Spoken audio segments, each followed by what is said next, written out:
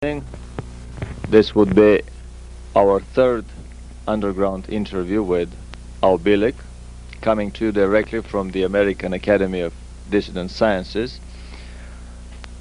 A lot of interesting things happened after our last recording on April 16, when me and Al here organized that famous academy, the most famous academy in the world, the American Academy of Dissident Sciences. There were several conferences that we both visited. Also, we released the first tape from that recording, the second underground interview with Bielek, which is a discussion on the Philadelphia experiment, Nazi mind control, nukes, saucers and drugs, Illuminati bankroll the rise of the Bolsheviks and Nazis to power, and secretly transfer military technology to them.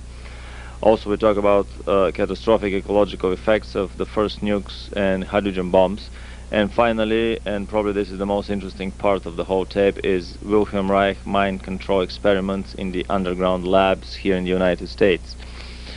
Some other tapes that we have here are, well, finally we prepared the tape on the Alternative 3 film. It contains the full 1-hour film, a crystal clear copy that we got straight from England, and a 1-hour lecture that I did at the First World UFO Conference in Tucson, Arizona in May of '91. And the third tape that we have here is on my favorite topic, the close encounters of the Foo Fighter kind. Research and development of anti-gravity in Nazi Germany during the Second World War, and subsequent research of superpower alternative space programs. I'll be very glad to, if you can tell us all some new interesting developments that happened to you in the last month or so, and then we'll go on with our interview about the Phoenix project. Okay. There have been, since the April 16th date, a few more developments. Of course, I've been digging in on my favorite subject, the Philadelphia experiment, and some additional data has come to light. One of the items, which is probably of interest to those who are interested in the movie that was produced entitled The Philadelphia Experiment, finally a copy was sent to me of an article entitled On the Set of the Philadelphia Experiment. And this is a Xerox copy, of course, but it does show that there was extensive work done, about 5 years of preparatory work, including about 6 screenwriters, and they finally came up with the full story as they eventually released it, and some information about the various actors. As the Navy wanted it to be released? Possibly, possibly not. They got absolutely no cooperation from the Navy during the days of shooting. They had to find literally a naval museum in the southern states to find a ship which they could shoot on. It was the backdrop for the Eldridge. They did eventually. And of course, when they went out to the other terminal, which should have been at Montauk, but in the movie it was shown as the air base, the old abandoned air base in Utah. That particular location, back in 80-81, I had visited many times and had all of the buildings left from World War II, all the hangars, etc. So Doug Curtis comes up to the town fathers and says, we want to shoot part of our film here, and part of the film shows for that we must have burned these buildings down as part of the whole operation. Do you mind? The town father says, not in the least. I'm glad to have you burn them down because we want to get rid of them anyway.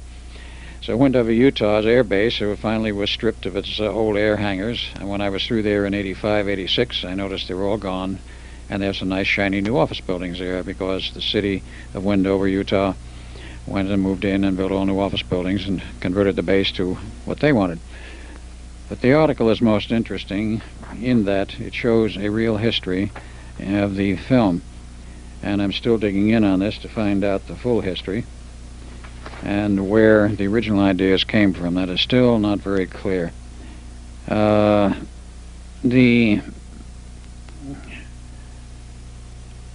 title of the magazine here was Starrick, and was the August 82 issue, I believe, is what it says down there. Yeah, that's the August 19, it may be 82. Right. 1982. This was actually released before the movie.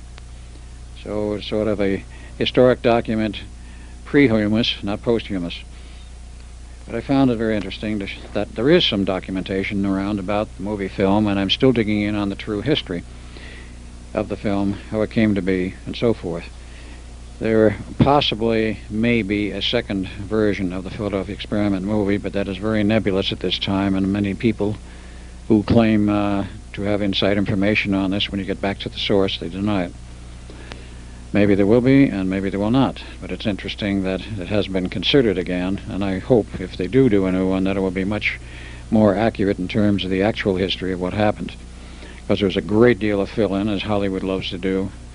Love interest, chase through California, and the whole 9 yards of it. None of that actually took place, as those who've listened to my lectures know. But that part is very interesting. Now, other aspects in trying to dig into the real history of the Philadelphia Experiment and what really happened and who was involved, and are any of these people alive today.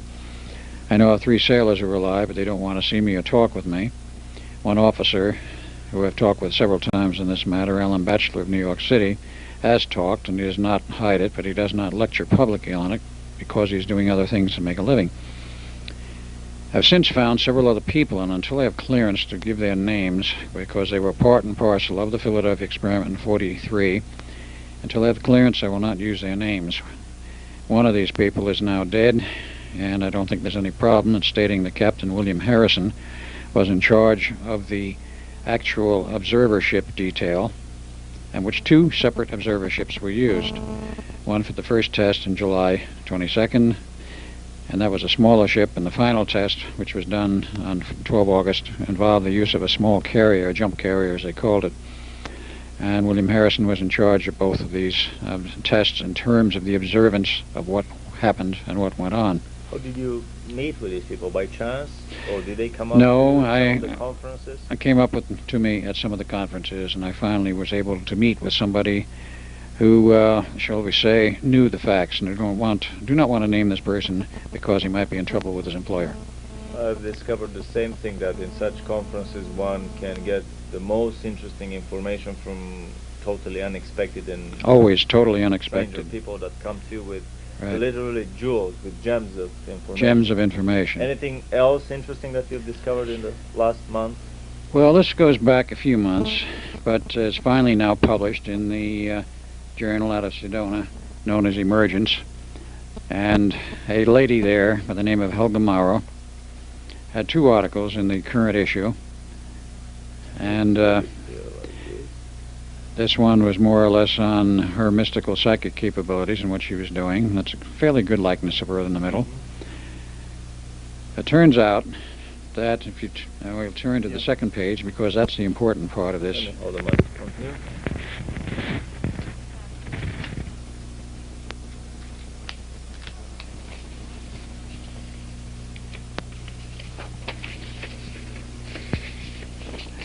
Now this article is detailing the history of a father, Fred A. Kueppers, Kueppers, born in Germany, raised and educated there, and came over with family back before World War II. And he was a very strict authoritarian German. Your children do not speak unless spoken to, and then if you request perhaps something at a time to talk with the father, it has to be something intelligent or don't bother. And the request has to be submitted in writing, 3 days. Well, not quite. Her father wasn't that strict. But the interesting part was that before he died on Lincoln's birthday in 1963, he took his daughter aside and said that I've been given 90 days to get my affairs in order, and I'm going to tell you a few things you must know, but you will not remember until you're about 55 years of age. Now, the full details of what I'm telling you are in this article. She has chosen to go public with it. And in this, she tells a story of her father. And the story basically is that he admitted to her he had been involved heavily in the Philadelphia Experiment, a number of other government projects, And he had been not only on the moon, but in the moon. And he stated that emphatically. Inside the moon? Inside the moon. Which is another extremely important clue of information in another crazy story that I've been pursuing about the moon being hollow. Right. And remember, he died in 1963 before we were supposed to have gotten to the moon. And he stated flatly he had been to the moon and in the moon. He also made further statements, all outlined in this article, which, because it's public, I will go public on it.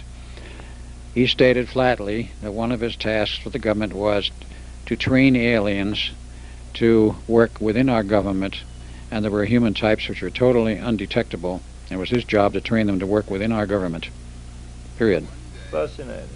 So this further blows the cover of the party line ufologists that have been claiming for years that the biggest headache and problem for our government were exactly these totally human-looking aliens that are indistinguishable in a crowd. Not hardly. Since they were being trained to work in our government by Mr. Fred Coopers, it puts an entirely different cast on the whole situation. Now, after his 90 days were up, he went back to the hospital for his usual medical checkup, and allegedly he died in the hands of a nun who they were totally could not trace afterwards. They had the standard type funeral for someone who was going to be removed from the public circuit, so to speak. And as Helga remembers, very detailed memory now, when she viewed the body in the casket, she found something wrong with it. Her father always had a lot of hair on his fingers and the backs of his hands. The corpse had no hair on the fingers or hands. The face looked very peculiar. It looked almost waxen, as if it was a wax mold. And though pictures were taken of the actual funeral, she was not allowed to see the pictures ever. Apparently still held by somebody else in the family. So they had the funeral, the whole thing was over. And 2 months later, one night when she was in bed, she gets a visit. A very physical visit, not a ghost. First she thought it was a ghost, and it was her father.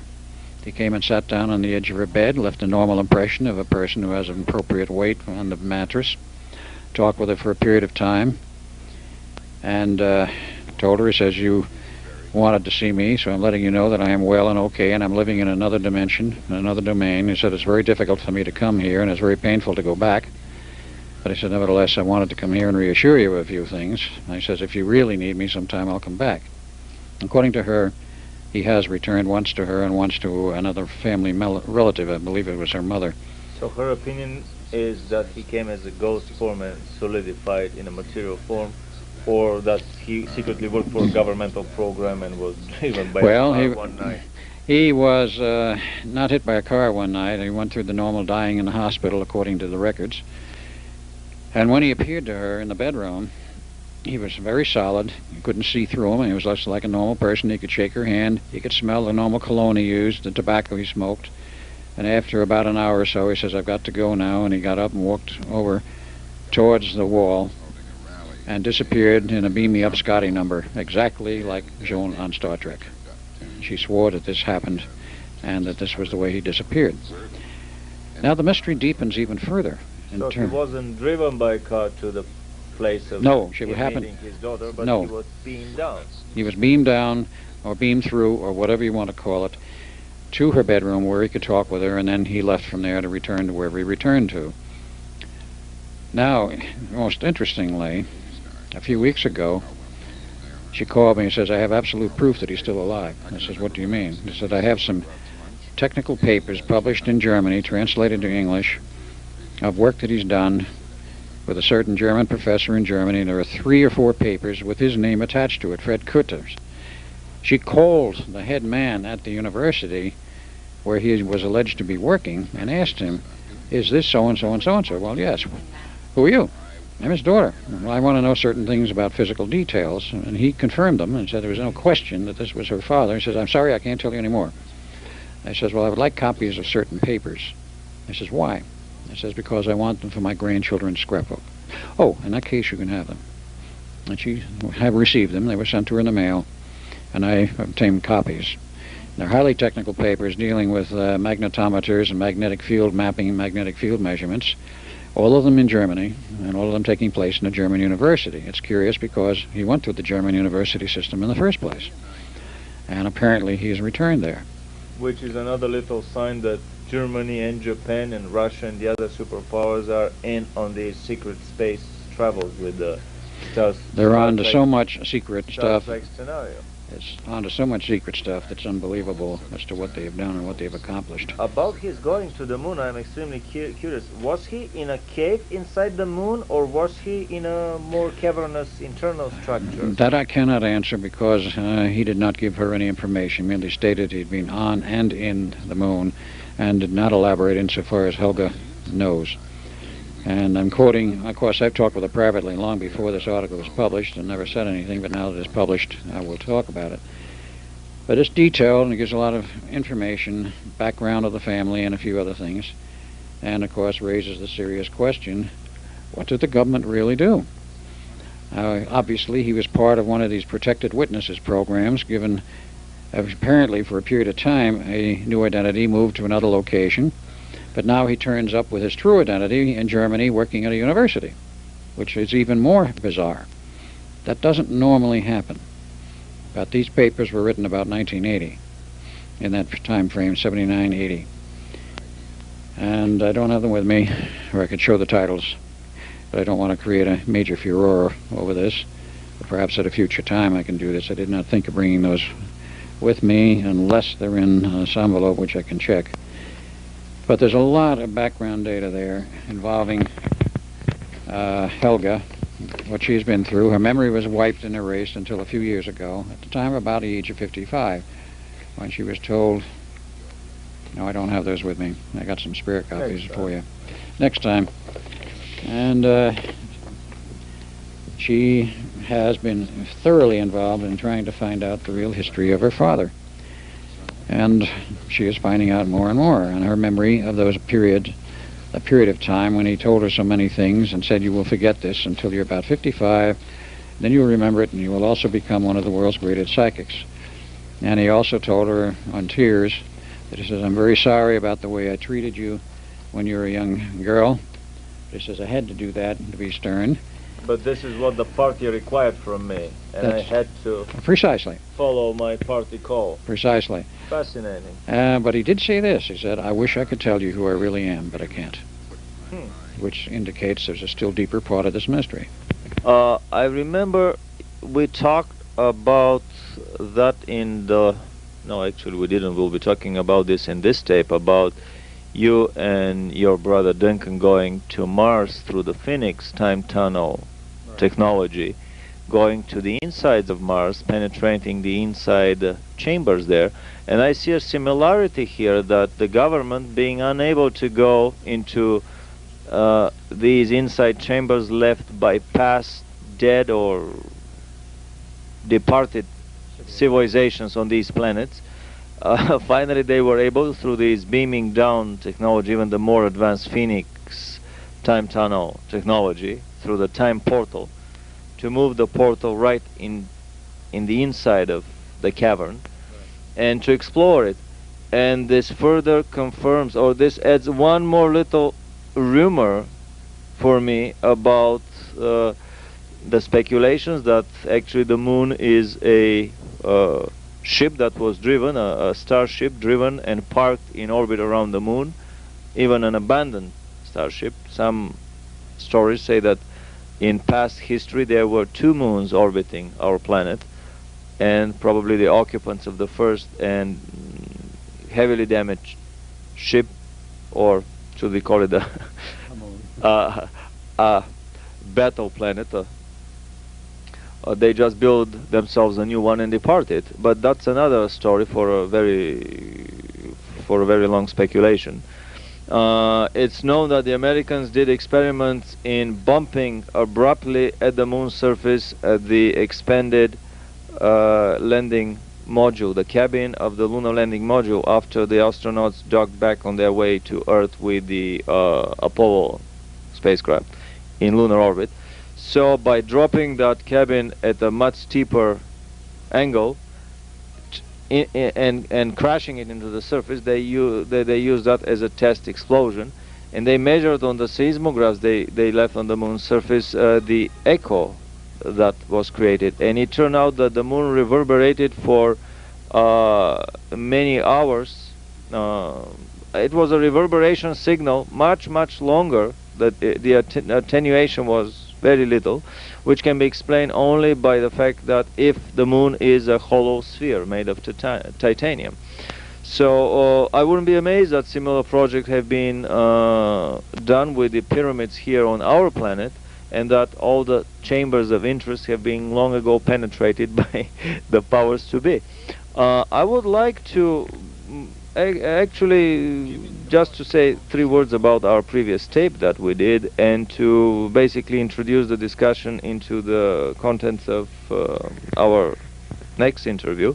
We talked about basically the Philadelphia project, how it developed, starting with the invisibility project at the University of Advanced Studies at Princeton, going through the Rainbow project, and finally ending with the Philadelphia experiment of radar and optical invisibility for a ship. And as an unexpected byproduct and bonus from these experiments, basically time travel and teleportation was discovered. And these technologies, although the experiment had a disastrous end in 43, when a lot of the sailors were either missing or were totally deranged after they got exposed on the deck, on the top of the ship, through these heavy radiations. Later on, this technology was perfected so that time travel, teleportation, and invisibility could be achieved at ease, basically, in a dial a destination procedure on the main ship's computer in the late 40s, early 50s, and 60s. And right now, as our and many other sources have said, basically all nuclear-powered carriers and the stealth bombers and fighters have this portable Philadelphia technology of invisibility, teleportation, and time travel. So with this behind us, I would like to basically steer the discussion into the next big project, the Phoenix / Montauk project, and all the subsequent experiments with travel in the universe with a technology that is way more advanced even than the teleportation technology. This is the technology of the time tunnel, the time portal, this tentacle that can be spread from between any 2 points in our galaxy or universe and transfer a human being, a celestial being, or a cargo or material to a base on a different planet. Right. You know, that was the final phases of the Phoenix project. It was sometimes called the Montauk project for the simple reason that the master control point and the major research was done at the base at Montauk, and that was, of course, originally known during World War I as Fort Hero, an Army base, also Navy, because they had 2 underwater submarine pens, which were there operational till 1983. But during the period of time between World War I and World War II, it was still a military base. When World War II was over, eventually the Air Force came in and used it for a period of time for experimental radar systems. And eventually a SAGE system was installed about 1963. Some 25 of these were installed around the U.S., operational, and 68, 69 they phased them out for the simple reason that we now had something better, the DuLine project, and then eventually the BMUs, which were across northern Canada, and it was felt that the detection capability of over-the-horizon radar with those systems was far superior to the ones which were called the SAGE projects. So SAGE projects were shut down and abandoned, and the Air Force and the military walked out of these bases and left them surplus. And they were carried on General Administrative Services roster, particularly Montauk and most of the others, as surplus property, abandoned. They didn't know what to do with it, and they didn't do anything with it until 1986, which was after the project had collapsed. But in that environment of a collapsed base with all of the buildings there, an underground facility which had been built in the period of about 1928 to 31, which is somewhat getting ahead of the story, but nevertheless they had a perfect facility for doing what they wanted to do. Even probably earlier, because I remember you mentioned this Fort Hero underground submarine base with underwater entries of the submarine pens. Correct. That goes back to World War I. which says basically 1917 or a little earlier. Now, there was only one level at that time from people we've talked with who were involved in the later construction of underground, and the area at the extreme eastern tip of Long Island, called Montauk Point, was essentially flat. About 1928 through 30-31, the Army Corps of Engineers comes in and other contractors, and they build 5 additional levels above the original low one.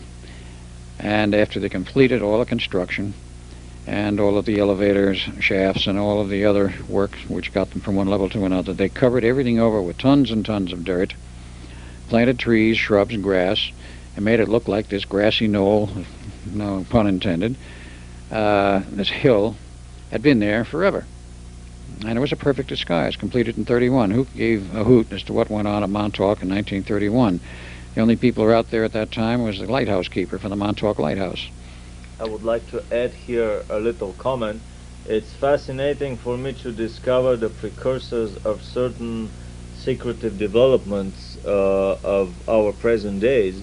For example, it took Bill Cooper many years, several years, to convince the large public, the public at large, of the existence of massive underground research and development installations, of massive underground Frankensteinian factories for genetic research. But we discovered that, I was astonished myself to discover that similar massive underground facilities existed in Nazi Germany 50 years ago. And through your stories, I realized that their precursors could be found even almost a century ago, developed by the military with the very same purposes, to have a convenient spot, not observable by the general public, not scrutinizable by anyone, where they can run their black projects. Sure. And this was a military base with an outer fence and an inner fence, and they could set military guards there, and they did. Now, going into the history of some of the projects which went on there, one has to go back to Nazi Germany in the period of time prior to World War II. And during World War II, they were working feverishly on mind control projects. There were a number of people who were involved with these who were smuggled into the United States in the period from 1933 to about 1942. I don't think we didn't smuggle them out under the war years, because underneath all of the facade of this world war, and we were going to bomb the blazes out of Germany, which we did later, there was a lot of covert cooperation between the two governments on research. Now, this is hard perhaps for some people to accept, but it is a fact which can be proven. Number one item, which has nothing to do with the Montauk project, but which helped to maintain the stability and the functioning of the German military through the major part of World War II, was the fact that when all of the Ploesti oil fields were bombed and blown up and they had no more oil left for gasoline, guess who comes to the rescue? Standard Oil Company of the United States, New Jersey, and gave them the process for converting coal to gasoline. Which so this is an American process. This is not a German process. That's correct. I've always thought. We have always been told it was a German process, which they developed. They did not. It was developed here in the U.S., and that process probably dates back to before the turn of the century, and that's a very long story in itself. In any case, they gave them the process, helped keep the war going, and who knows what other things were done to help keep the German war going, because this war, that is the one in World War II between Germany and the Allies, was not what it appeared to be. It was not a war of politics. It was not a war of borders. It was not a war of people against people. It was a war of banking interests against banking interests, who, no matter who won or lost, they all made tons and tons of money, because the munitions had to be built to fight the war. Well, actually, this was a war of the bankers against the whole humanity, because by killing humanity, they were loading the governmental credit cards with these exorbitant astronomical military expenditures, and also they were achieving their targets of limiting the population on the planet, which has very long been the number one goal of the Luciferian lobby on the planet, to reduce the population. Right, I figured in it, and of course the periodic war does help reduce the population. Most people throw up their hands in horror at the reported stories of 6 million Jews dying in the Holocaust in Germany, which is a total fabrication, but nonetheless, Many did die, and there's no question of that. The figure is wrong, and who died is wrong, and the causes and the reasons are not accurately reported. Let us say 2 million died in those camps for whatever reason. Does the general public realize that in the bombing raids of Germany, 26 million German civilians died in those bombing raids? The cities were leveled, and when the war was over, Eisenhower himself ordered the German soldiers put in the concentration camps and other local holding areas, cut them off, no food and water, and let the tens of thousands of them die. This was the book, the Canadian book, Other Losses, that was severely debunked even in the tabloid press here, which turned my attention to that. I thought, gee, this must be something very important if they are so angry about the book. Right. That's usually the case. This also plays very well with the population policies, because bombing Germany gives an excuse to everybody, including the pilots and the bombing crews that would drop the bombs on the cities, to eliminate all these people. Dresden was target bombed and leveled. Tokyo was carpet bombed. Carpet bombed. Tokyo was carpet bombed with incendiary devices, and in less than a week, actually, I think in 2-3 nights in Tokyo there were as many casualties as in the Hiroshima and Nagasaki nuclear bombings by these carpet bombings of whole city neighborhoods. First they would bomb the periphery of the neighborhood to prevent anybody from escaping, and then they slowly, drinking their coffee up there, unobstructed by Right. by any fighter aviation, they would level and burn the whole city. Anyway, to come back to the mind control experiments Yes. in Germany. Right. As Mealy Mayer wished to make a point here that in spite of the appearances of being terrible mortal enemies, there was covert cooperation going on, and one of the other areas of this covert cooperation was in the fact in the period of 1933 to approximately 42 they were smuggling out Jewish scientists who were working on mind control and other projects, and this was essentially allowed by Germany. Even Einstein was smuggled out. He was smuggled out. He did not leave because he was thrown out. This is a total fiction. He left in 1930, before the rise to power of Hitler was his full power, because the National Socialist Party considered him an asset, wanted him to leave, and to stay, and his friends told him, you better get out while you can, because after the war, or let us say the build-up to full power of the Nazis comes into place, you're not going to be able to get out. And he was a pacifist. He knew there was going to be a war eventually, so he moved to the U.S., to Caltech, taught there for 3 years, and was invited to join the Institute for Advanced Study at Princeton, which he did in 1933, and remained there till his death in 1955. But there were many others smuggled out. They did a lot of work on mind control in Nazi Germany during the war, much of it centering around indoctrination of the SS troops, involving supersonic sound impingement on the occipitals of the brain, and it was quite successful. Ultrasonic. Ultrasonic, correct. The Japanese worked on RF techniques, and that has been swept under the rug and was never admitted to by the U.S. government. The stories of the Buck Rogers screws that went into Germany are fairly well known. What is not well known is that some 26 railroad car loads full of patents and other technical data were seized by the British and the Americans and the French when the war was over. And these were technical processes which we did not have and we wanted, and that was one of the aspects of the war. Actually, I heard stories in Renato Vesco's book Intercept But Don't Shoot that there were miles of boxcars. There were 9 kilometers from one underground huge city, and 16 kilometers from another city. Miles of boxcars loaded with designs, with blueprints, with machinery, with sophisticated equipment, and so on. You include the equipment and the machinery and working models of devices, yes, it would be a lot more than 26 boxcars for sure. But this whole business of interchange and cooperation took place covertly. The war ended, and of course certain of the Nazi hierarchy, namely SS Chief Gehlen, who was the security chief for Hitler, in a deal worked out by Roosevelt before he died, all of this group of intelligence people was transferred to the United States and formed later the backbone of the CIA. The deal was in order to obtain and retain the surveillance crews and groups which were already in Russia in place. The U.S. agreed to have these people be transferred to the U.S. so we would have the capability, and these people would be left alone. This was the price. They said, we will do what you want and cooperate with you, but you leave us alone. At the same time, Russia captured another portion of the SS officers, and they had them transfer the SS spies in the United States to the Russian interests. So basically the very same things have been going on both sides of the curtain, which was a Mickey Mouse curtain to start with. All right, now let us get back to the technical side of this. And to the Phoenix project. Right, these people, the scientists from Germany, were held in hiding, so to speak, while the war was on, and when the war was over and 47 rolled around, they went to work for a U.S. national laboratory called Brookhaven National Laboratories at Brookhaven, Long Island. And their first and primary project there for many years was mind control. They worked on this for some 20 years, up until about 1968.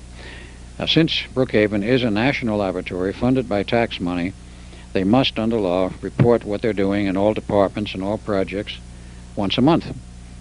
Who's on them, what they're doing, what they're accomplishing, what they're not accomplishing, and whether they're going to cancel a project, whatever, the whole 9 yards of reporting of what the activities of that laboratory is, or any national laboratory in the U.S. that's receiving tax monies. So this went on for about 20 years. In about 1968, somebody started reading these reports in Congress. Finally. Finally, after 20 years. And they looked at this stuff and they said, mind control? They're getting results. They might use this stuff on us. Cancel a project. The project was canceled, and the orders also came down that these scientists who were working on the project would be moved out of Brookhaven, and they were. So they started looking for a new home. And since they were already at Brookhaven, which is more than halfway to the eastern tip of Long Island, it didn't take them too long in looking around to find that Montauk had a military base called Fort Hero, and the Army there was quite interested in what they were doing. They said, why don't you come here and work with us? We'll give you a haven and you can continue your work. So they did. So from Brookhaven they moved to Long Island Haven. If you want to call it that. A Long Island haven at Montauk in the underground of Fort Hero. Fort Hero was actually a very large installation, and it was right around a state park which was built sometime in the period, I think, prior to World War II. How many submarines could dock in these underground pens simultaneously? From what I understand, only 2. There was not an extensive Navy operation. It was basically Army. And it was, of course, a defense point during World War I and World War II with the old railroad carriage guns and all of the heavy ammo and such. All of this was abandoned and torn down after World War II. And the radar came in with several systems, and then the Air Force moved in and took over some buildings and did continuing radar work, experimental, and built the SAGE system, and then that was eventually scrapped in '69.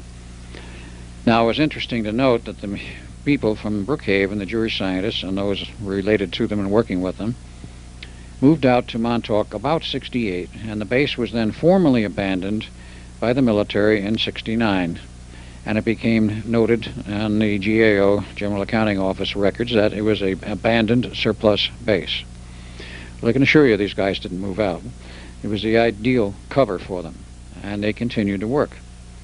Well, I've noticed that what they do is they keep the essential people, and then they rotate the non-essential military personnel in order to keep the secrecy. They have one group coming and digging the base, another group coming and doing the concrete, a third one does the interior fittings and decoration, a fourth one does the initial part of the research, a fifth, a sixth, a seventh, and that's how, through this time-wise compartmentalization, the track is lost of what goes on down there. Right. And of course, they also had built years before, when I don't know, their own electrical power plant. They had 4 generators of a half a megawatt each in a separate building, and they did for years supply the power, but when they built the later follow-on Phoenix project, they had so much trouble with those generators they had to stop using them and go to local power, which is Long Island Lighting Company, usually called Lilco, and take power from their lines. But this is much later. Now, the project continued from '69 onward on an abandoned military base, but certain other things also took place in that period which were moved out there also, because This was called the Phoenix Project from about 47 on, and became a complete cover operation for many, many projects. Umbrella. A real umbrella. Now, what else happened? The Philadelphia experiment, which had been scrapped and abandoned in 1943, the Navy revived it and went to John von Neumann in 1947. He was already working at the Institute on producing the first all-electronic digital computer, which he did complete in 1952. Again, for the use on the for use in many, many areas. But he knew that a computer would be necessary to solve the problems of the personnel and provide a zero-time reference for personnel as well as for the ship. The ship returned after the equipment was destroyed. All equipment was not destroyed, but let's say the banks of electron tubes that provided the power to the fields for the two huge generators that provided the magnetic field. When they went, the magnetic fields went, then of course the regular field slowly collapsed. But the point here is that all of this work was not abandoned. It was put in a file. And the very high-powered electromagnetic fields which were generated for the invisibility effects produced the very severe problems on the personnel. And this was the result of course, grossly excessive magnetic and electronic fields, which never had been used before, to my knowledge or anyone else's, in such close proximity to personnel, namely about 75 feet from the antenna, which is radiating something in the order of 20 megawatt pulses rotating in a circular field of RF, and all of the power that was going into the generators also pulsed to produce a rotating magnetic field on the deck. This is very, very high-powered stuff, and you don't subject the human mind or nervous system to this. They found out, of course, later that you don't, and many medical reports were written. In 47, they asked von Neumann to resurrect the project, see if it could be salvaged, if there was anything they could learn from it. It would be interesting to see in the medical literature whether these reports can be found. Our leading Russian dissident proved that there was a massive contamination and probably a nuclear explosion in an underground nuclear storage in Ural by discovering an explosion in the number of papers on the radioactive contamination of the environment in official papers in official journals. So if these papers could be traced in official journals, that would be a roundabout way to proving that something like that could have happened. Well, I'm sure that those reports are still classified by the military, the Navy, but I do know one person who examined them and told me that he had examined them, found they were very interesting in terms of the results, and that was a Mr. George Hoover, now retired from the Navy, who was in charge of an investigative commission appointed in the Office of Naval Research in 1955. And I've talked with him personally, and he admitted to the Philadelphia experiment, he admitted to the 4 medical reports, and he said so far as he was concerned, the 4 medical reports were the most interesting part of it because it was prime research material to try and show what happened to these sailors, what was the cause of the problem. Well, they had to solve it, obviously, and they did. Von Neumann found the means with the computer to provide some type of zero-time lock reference to the personnel. How this was accomplished, I do not know, because when the equipment was smashed, the ship returned to its proper point in the harbor because not all equipment was smashed. And the zero-time reference generator they had, designed and built by Tesla, was still working. And even here, a little introduction. I've noticed that several such smashings occurred in the Philadelphia and Montauk projects when there was a locking into some energies from higher space, so that basically the whole system became a free energy device that was siphoning energy off from the ether, from the higher dimensions, from the higher classes of energies in the universe. So even after cutting the cables from the local power supplier, the installation would not turn off.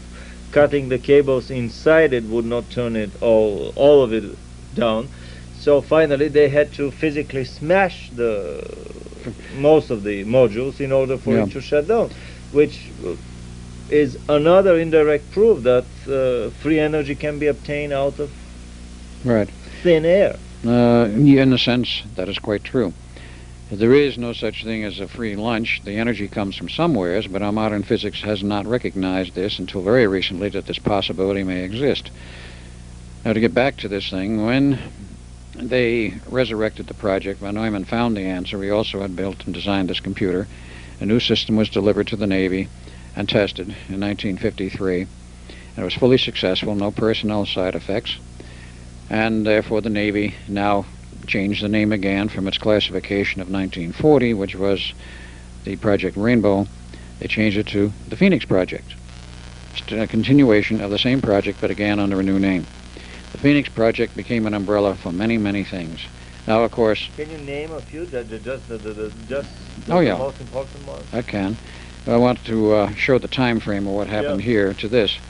So they continued onward after 1953, and of course it went through many generations, and the equipment became small, almost portable, and still worked, and worked very well. And portable? Down to the point, down to the size of essentially of an attaché case in the latest systems. They do have the capability of making a Secret Service operator for the president or the government invisible, either with carry-on hardware on his belt or his back or a suitcase, or by treating him in a field which will render him physically invisible without carrying hardware for a period of about 72 hours. Now this technique is good for that period of time, but when he comes out of it, he gets very sick and very nauseous for days. The use of the hardware apparently produces no nauseous side effects. In any case, this project continued on, and eventually, while it was initially at Brookhaven, it also was moved to Montauk. And that was what was called P2 or Phase 2, the Invisibility Project. Phase 1 was, of course, the mind control, which they developed some very successful techniques in the late 70s. The Philadelphia experiment hardware and process was continued, and they became very successful with that. It is now installed on all of the super carriers, all of the fighter aircraft, both Army and Navy, Israeli fighter aircraft, and the B-1 bomber, the B-2, which of course is a stealth bomber, and it is very successful. They've made attempts, of course, with the B-2 to make it radar nearly invisible by means of a special absorptive coating. A coating is so damnably heavy that with the normal jet engines, and they have some big ones in it, that aircraft is subsonic. They cannot go supersonic. So they since, according to rumor, in quotes, outfitted some other special drive engines, ET hardware, if you will, or our own government's developments in those directions, where it makes it a TOV, a transorbital vehicle, which doesn't go out into space. According to the public record, only one B-2 has been built because of the unbelievable cost. The research on that thing cost billions upon billions of dollars. I understand $22 billion total. And they figure to replicate it today will cost about $1 billion per copy. And the government is tearing their hair out about it. They're thinking they're going to scrap the project. Well, of course, that's what they tell the public. Who knows what they will do.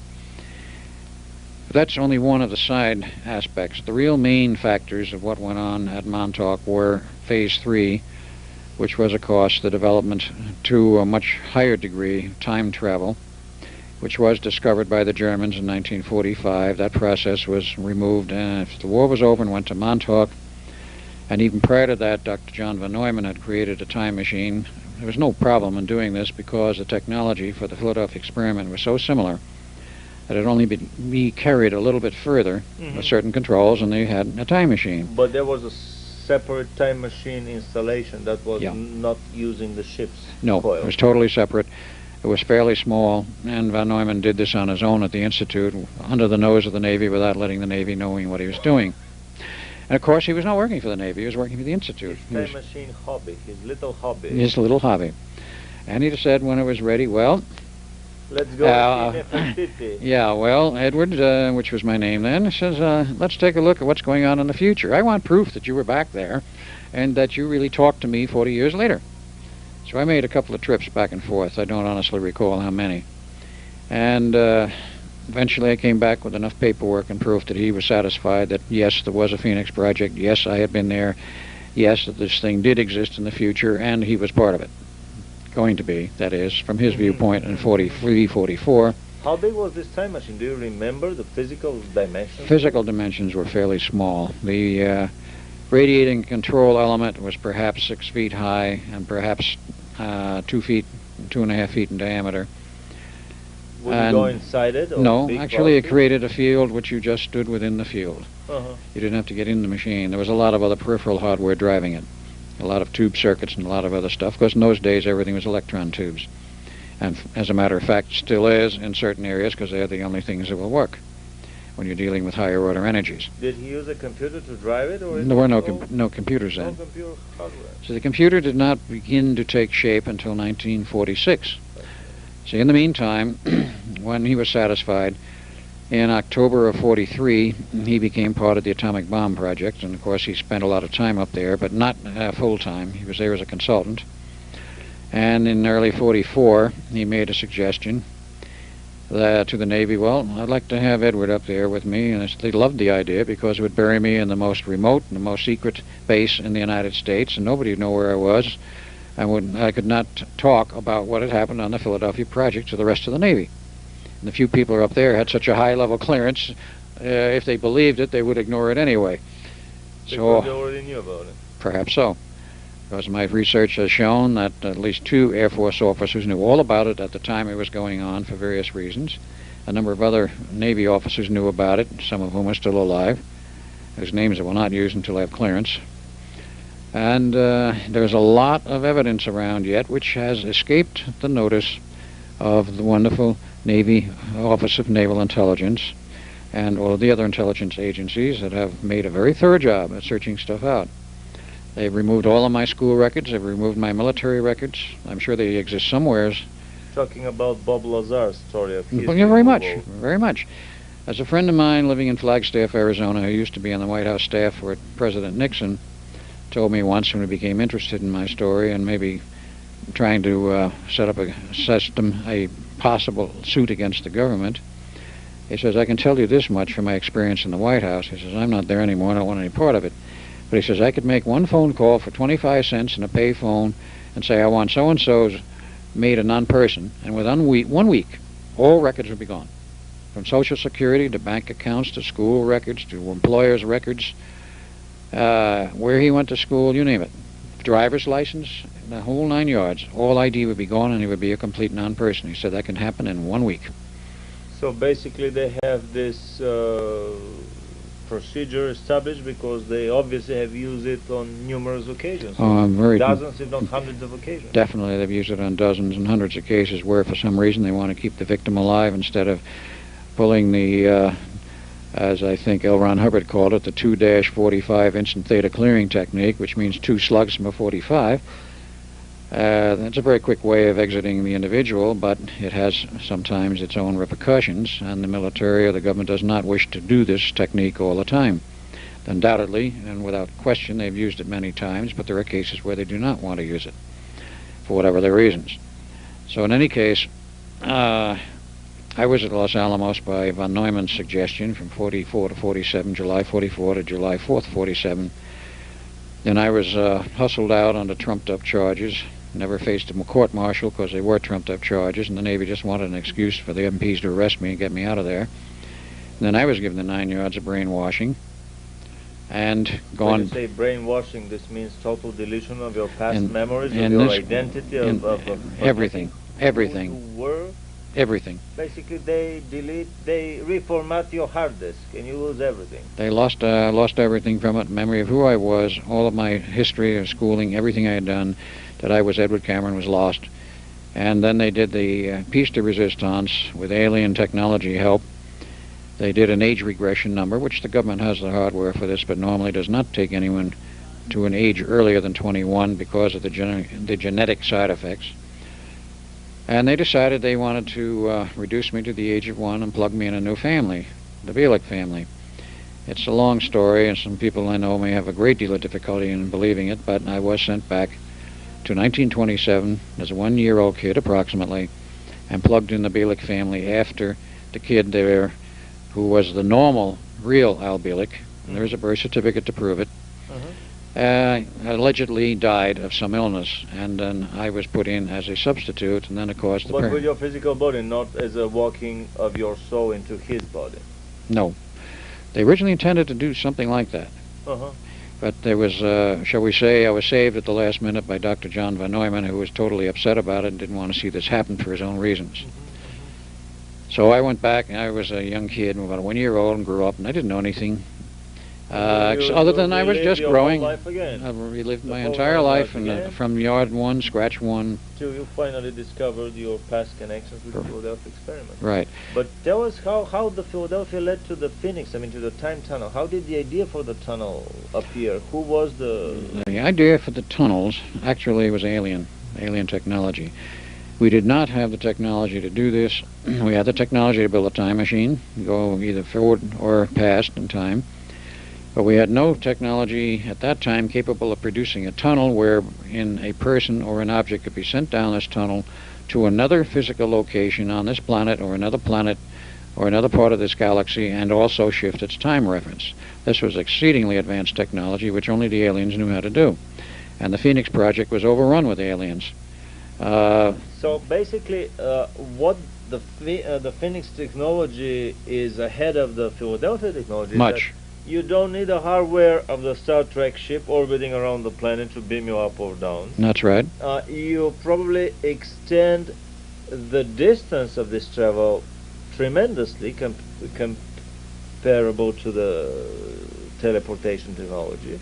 And you can travel in time. That's correct. I don't know whether the teleportation technology can travel in time. That I don't know. But the Phoenix Project with their tunnels, as they finally got them to work properly, and it was a long process of a lot of work, all of which is detailed in a new book. That new book is, of course, the Montauk Project. Fascinating book that we greatly recommend to anyone. It's written by Preston Nichols, and he was part of the Phoenix Project in a major way, as was my brother Duncan.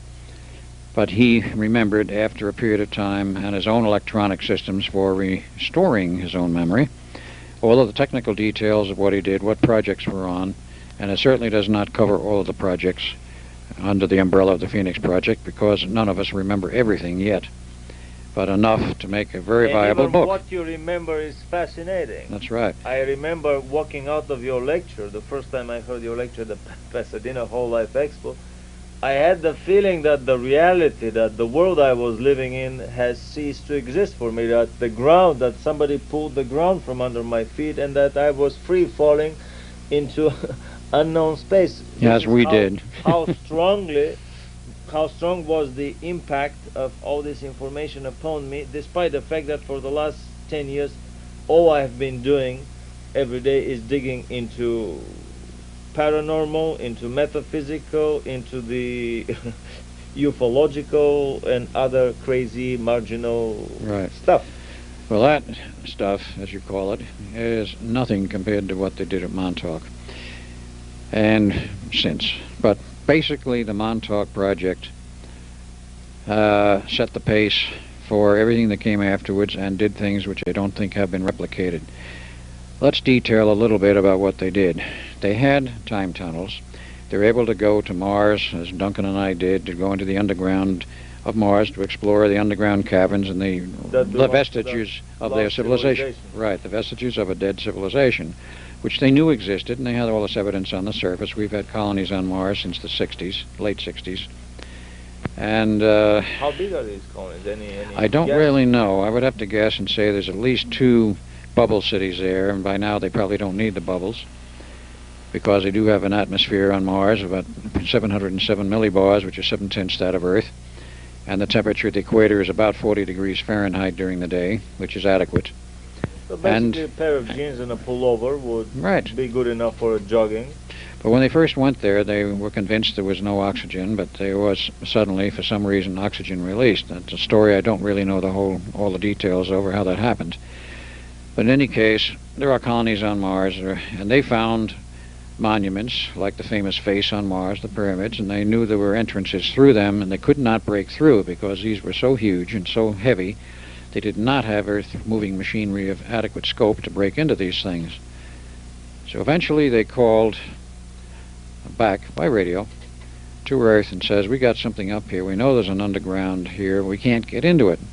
Have you guys on Earth got any suggestions? They said, yeah, we'll look into it. And they went to the people running Montauk, which basically was run out of Lincoln Labs, MIT, Massachusetts, by Dr. Herman C. Unterman, who was the project director, manager. And they decided that, well, yes, we can undoubtedly get into the underground of Mars, but they radioed back, we need some coordinates of the sections you wish to have explored. And they got those, and they put them in the computer, and what they did the first time was they sent a camcorder, TV camera, through there, operational, and put it in through the time tunnel to see whether or not the thing got locked up in rock or came out in a free cavern. And it came out in a free cavern. If you're locked up in rock, can you send the camera close to the rock to see the rock wall in front of you? Well, the problem is that the way those time tunnels worked. Or you may fall out of the tunnel. You come out of the tunnel, embedded in the rock, and you become embedded into whatever's there, if there's anything there for you to become embedded in. You will not bounce off the wall. So in any case, they found they were clear, and then they sent a crew through, Duncan and myself, and there have been other crews since. And a lot of exploration was done in the underground of Mars to find... Who was psychically manipulating and controlling the tunnel when Duncan was up there? Somebody else, probably. No, there was not another human operator required after the first trip. The reason was that all of the coordinates and all of the basic information, the psychic information which was used off of Duncan, was recorded on a tape recorder, very exotic one, of course, and all of those coordinates were then restored. And of course they could make course corrections for the movement of the planets. There was no problem. Compensation. Total compensation. And what they did when they wanted to go again is they would just push the button for the tape and the whole system, and when they got a green light that everything's go, we went in the tunnel. Mars tape, right. The underground caverns. Right. So we went. We made, I believe it was 2 authorized trips, and we went on our own with 2 unauthorized trips, because all we had to do was put the reel of tape in the machine and plug the button. And when it lit up green, we went. And go on a joyride. And took a joyride to Mars. So what did you discover in the underground base? Oh, we discovered huge amounts of religious artifacts and statuary, large numbers of files, which for some reason Duncan could read. And we found paper on. They were on some type of metallic leaf that looked like paper, but it was indestructible. And we found other hardware and machinery. Eventually, we found their power system was still workable, and we just had to find a place to turn it on. So we had artificial lighting, their own, in the underground after this, I think, the second trip. First trip, we had to take our own lighting. Well, we found. Did you see any sculptures or photographs of these guys to tell us how they looked? Were they human in size and appearance? They were very human in size and appearance. They were basically the American Indians. That was where the American Indians came from, Mars. But much prior to that, about 300,000 years ago, is an estimate. It's not necessarily an accurate date. So statues, they were taller then, and... how taller were they? The statuary ran about 7, 8 feet. So the inhabitants at that time were taller than they are now on Earth, because they had a somewhat weaker field of gravity. I've read from many contactee sources that the intensity of the gravitational field of the planet, basically Billy Meyer through his Pleiadians is the main source for me. The intensity of the gravitational field of a planet decides the height of the beings living on that planet, and this height can vary anywhere from the dwarfs of few inches to giants of 10, 15 meters, which is about 30, 40 feet. And speaking of that, of course, we have legends from the past history of Earth, and the bones have been found and well hidden, of course, that giants 15, 20 feet high. Humans, giants, and we don't know how they could have lived and survived. And of course this question has been asked by many people, archaeologists, zoologists, whatever.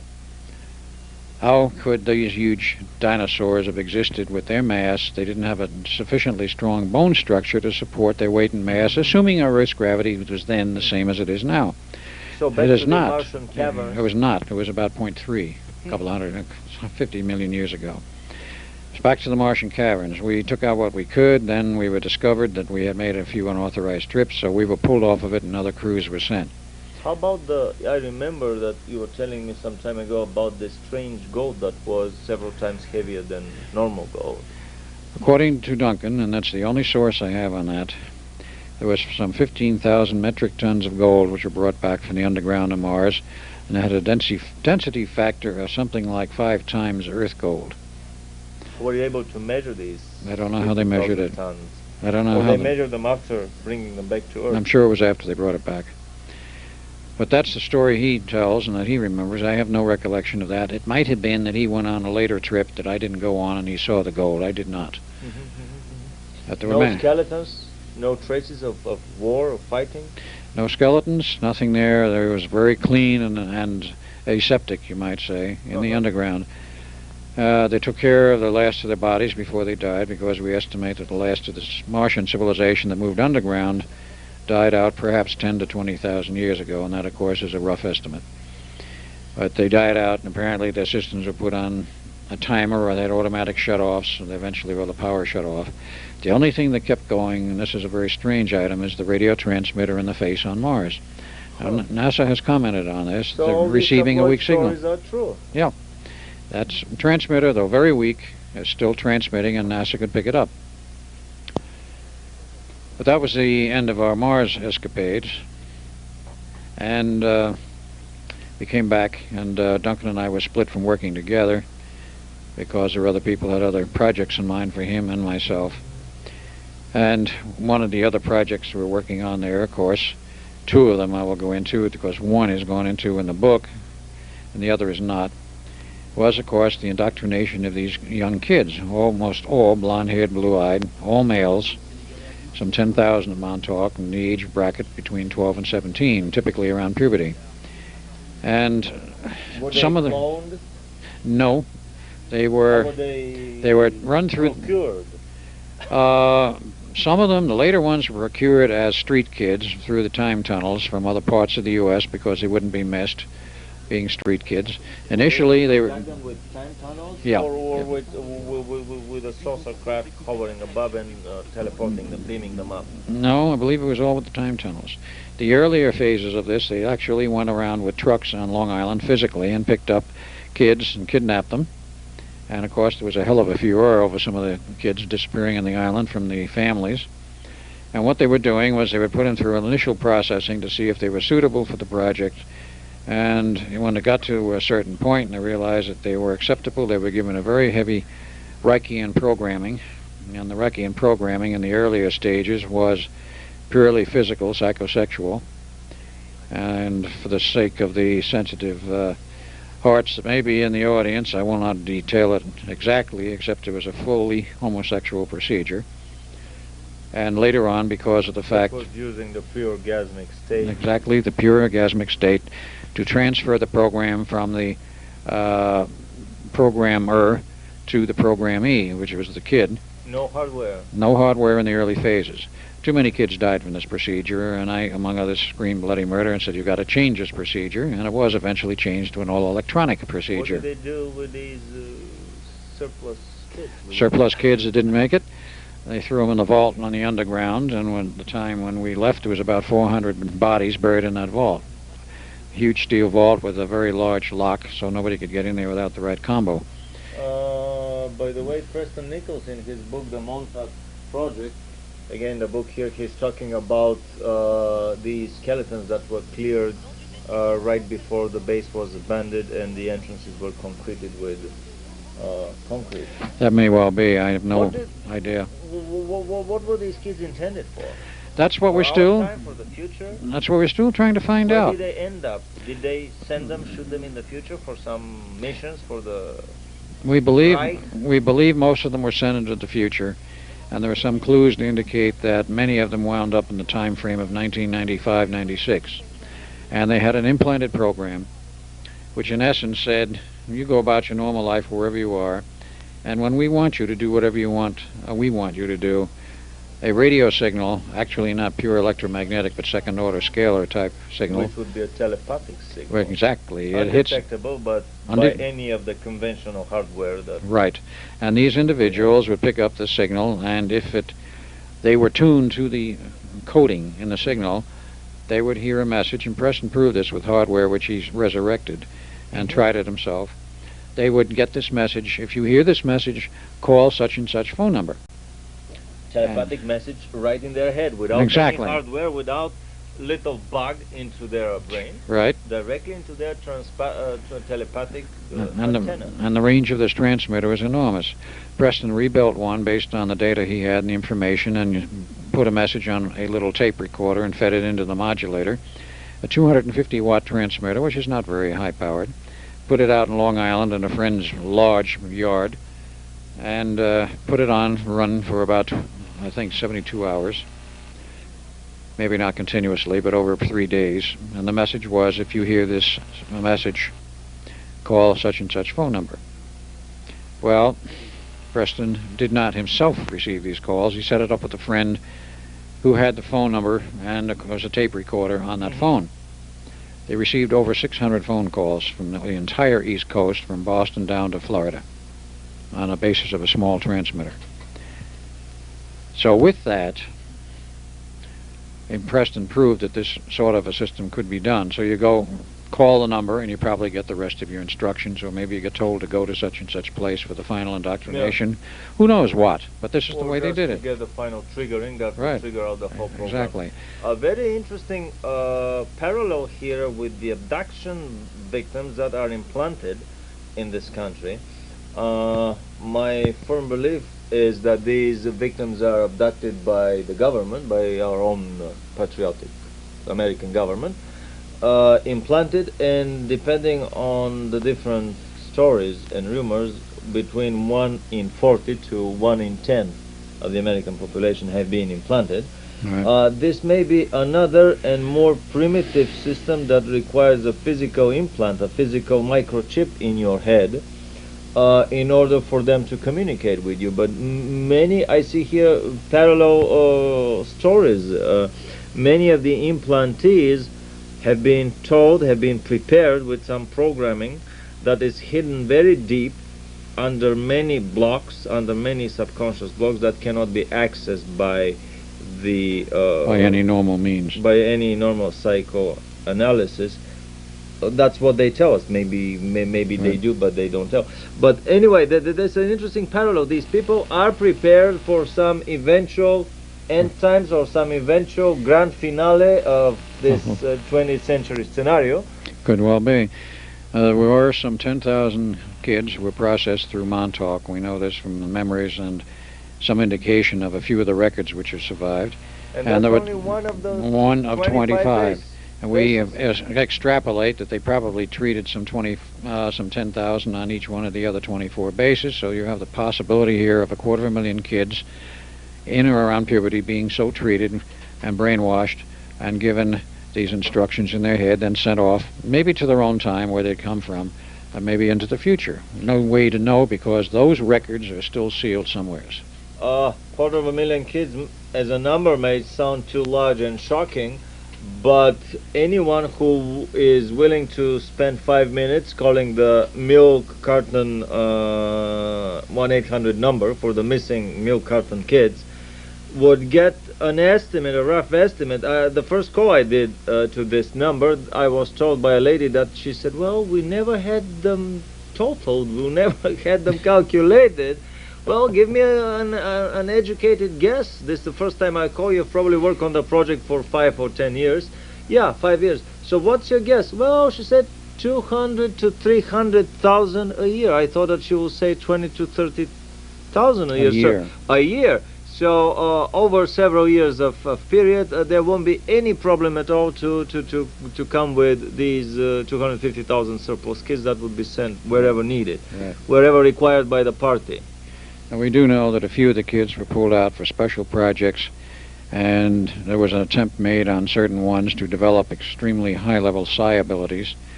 One part of that project that I was in charge of was canceled. The Boys from Brazil scenario, something like that, right. And another part of the project which was ongoing was, of course, the one of attempting, as they've attempted for a long time, to create a crossbreed between humans and reptilians. And there's a formal name for this project. It was called Project God's Edge. God's Edge? Edge. E-D-G-E. God as it's normally spelled. I won't use the name of the man who is in charge of this project because he is still working for the government, and he is a friend of mine, and I don't wish to cause him extreme embarrassment or trouble.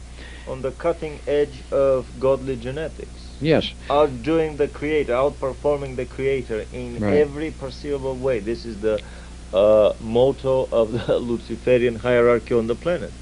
Right, and the aliens, that is the Orion Group, the Draconians, the Leverons who had the technology, plus the Syrians who now in there very heavily, all had this technology and knew how to implement it. They knew that we were sufficiently advanced to build whatever they gave us instructions to build, which is what we did. Now, what they ultimately intended for this hardware, this project, is hard to know, because after Duncan and I... genetic hybrid project. Well, that goes on elsewhere. But in any case, after Duncan and I arrived from the Eldridge and returned to the Eldridge, then the word went out, because there had been a plot afoot for weeks, if not a month, because suddenly Duncan, as the current Duncan, on the base had decided, and a few other people, that it was time to wreck this project. It was totally out of hand, and they didn't know really where it was going and so forth, so they cooked up a little plot.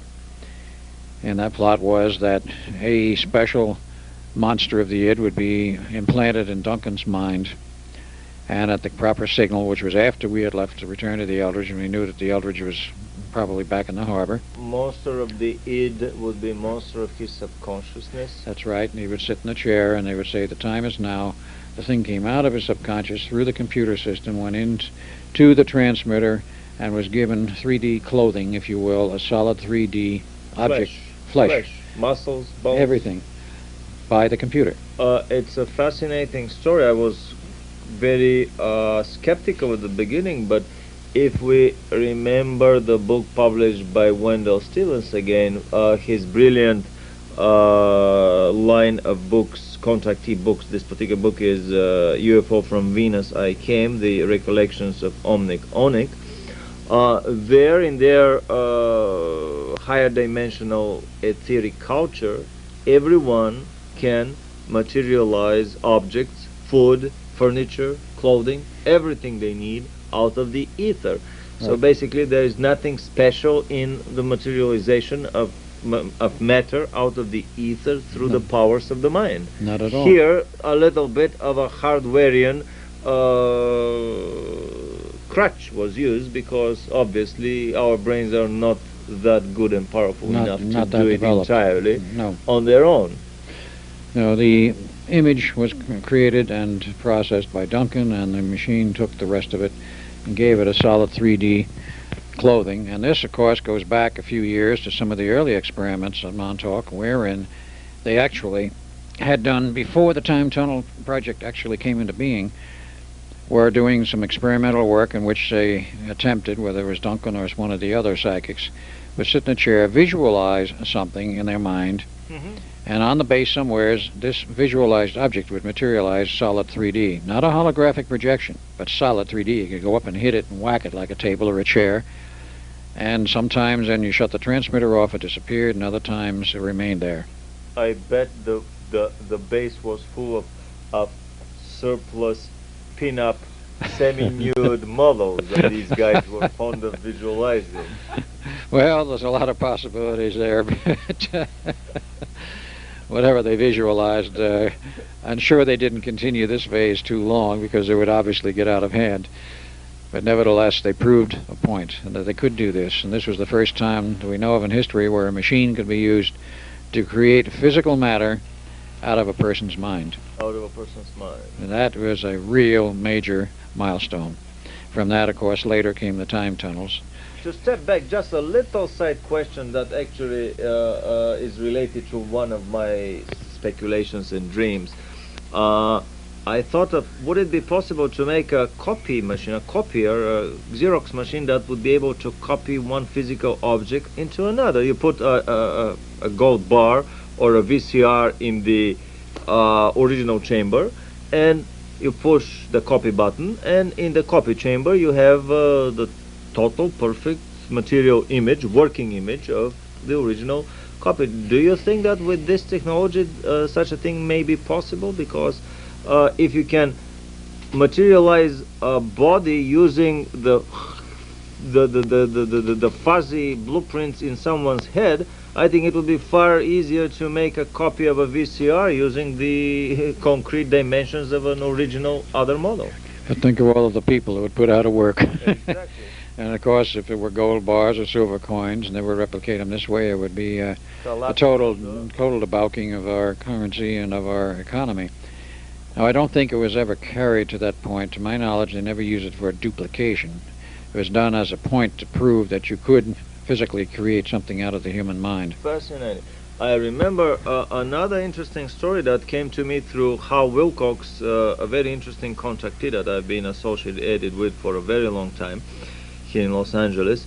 In his visit to a planet nearby, it's about 5 light years away from our sun, the planet Celo, around a Barnard star. I'll hope that I will be correct here about the star. Anyway, on that planet, Hal observed an assembly line for producing a flying saucer, which was a very curious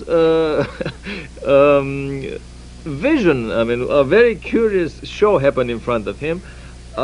It was an assembly line of something like cookie shapes that were in the form of seashells, of oysters. I mean, the shell oyster, and they would open, and then something like a dump truck or something would empty trash, metal scrap. Basically, a dump truck would empty the trash inside the shell. The shell would be closed, then some vibrations and some strange noises would come out of it, and when the shell is open again, there would be a gleaming, perfect flying saucer inside the shell. This may be another advanced alchemical technology of basically retransforming the elements and the elementary particles constituting them from the trash into the necessary metal shapes and profiles and the whole working mechanism of a flying saucer. So basically, these things are probably possible somewhere in the universe. Well, it reminds me of a movie done by Spielberg some years ago entitled Batteries Not Included, where they had miniature UFOs flying around and one or two of them got damaged, so they went to the junk heap of somebody's garbage up on the top floor and actually the roof of an apartment house, and pulled all kinds of pieces of junk out and pounded them together and repaired their ship. Of course, it was a little miniature thing, perhaps 12 inches in diameter. But it was a curious idea, a nice touch that Spielberg put in there. So back to the Phoenix Project and the materialization of material objects out of someone's mind. Well, would you tell us what happened later? How did these things? Actually, we were approaching that story of the monster when the monster got out of the. Well, basically what happened was, in the final phase, when the group who decided to sabotage the station knew that it was cleared and it had to be done at that point, they gave the instruction to Duncan, the time is now, so the thing in his subconscious went into the transmitter and it created this huge monster. It looked like a Sasquatch. And it was reported as being anywhere from 12 to 30 feet high, depending, I'm sure, on how terrified the observer was when he saw it and how fast he could run. But this thing went around in late afternoon, apparently, on the base, smashing buildings, tried to get in the main radar tower, which was reinforced concrete and steel and very strong, could not get into it. The monster was probably trying to beam itself up and away from our planet. No, it apparently wasn't intelligent enough to do that. But it was just apparently programmed to kill and to destroy. And it did kill a number of people on the base who were walking around and picked them up and against the wall, and that was it. Squish. This thing was unbelievably strong. And if we assume 12 to 15 foot height, which I think is somewhat within reason, he could undoubtedly do this readily. But this thing kept running around amok. The station master, who was then Jack Pruitt, and the co-station master, who was Preston Nichols, knew what was happening and decided they had to end this thing. They went for the main power switches, local, providing in those days the power. Tried to remove the power by pulling the switches off, and they were frozen, just like on the Eldridge. So they then decided to get some cutters and went and cut the main power cables coming out of the transformer network, the transformer mini station they had there. Cut those, and nothing happened. Then they went the other side of the transformers. This means that basically some free energy device was already running and siphoning energy off from the ether, from the same ether. So they then went around and cut the cables on the other side of the transformers, and still nothing happened. And then I understand, according to the dialogue in the book, Preston says, well, let's go digging and see if there are some hidden cables. They did find some. And they cut those, and then the lights in the station went out, but the transmitter kept running, and the computers kept running, and everything was running like nothing was wrong. So at that point, either Pruitt or Preston, or both, decided, everybody get out of here, we're going to have to go in the station and cut this thing apart with a acetylene torch. So they did. They cut all of the main feed cables between the computers, the modulators to the drivers for the finals, and when they cut enough cables and enough drive sections, then the whole thing went down and it stopped feeding itself power out of the Dirac Sea, and within a few hours E-Monster disappeared from view, went back to essentially the realm it had come from. The Dirac Sea would be the vacuum sea, the etheric sea? 0-point energy out of the 0-point vacuum, in essence. But you have to consider that this computer, the whole complex of many computers, had all of the information from the leading edge of technology programmed into it, information about gravity, about everything else, and it was relatively simple for a computer like that to figure out how to extract free power from someplace because it was already dealing with hyperspace energies. So you're implying that that was probably one of the first computer rebellions in the long list of computer rebellions in the secret military black projects that I suspect, that one of these was probably the famous Howe misbehavior in the fiction movie Right. 2010? Right. Or what was it, 2001? 2001 was Yeah. where Hal rebelled. So you think that the computer becomes self-conscious? Yes, of it? no less than a person than Albert Einstein himself said many years ago when he was alive, that he says, if you make a machine of sufficient complexity and feed it enough power, it will in time become of itself intelligent. He knew this, and it was proven by Montauk. So they had to chop it apart, it went down, the whole station crashed, and it was never revived, and eventually all of the surviving participants were given their debriefing after January 1, 1984, and were scattered in various directions. And that was the end of the Phoenix Project. Now, certain other aspects of the Phoenix Project were carrying on elsewhere. As we found out, there was one going on in West Germany. A man surfaced who was the financial director of the Phoenix Project and interfaced with the financial interests of the CIA because he was already, if you want to pardon the expression, hooked by the CIA. And he surfaced about 6 months ago, and we were debriefing him in a way which exposed his hidden memories. And he started to remember Montauk and who was there, what happened, what programs were involved, what he was involved in, names, places, dates, things which, of course, caused, I'm sure, a sheer panic to the government because he was monitored 24 hours a day by the CIA and other intelligence groups. And he was on a 2-year suspension from final sentencing for self-admitting that he had misappropriated some $300,000 of money. Not from the company accounts, which is where it came from, because they proved conclusively he never signed the signatures on those checks. There was collusion with the company.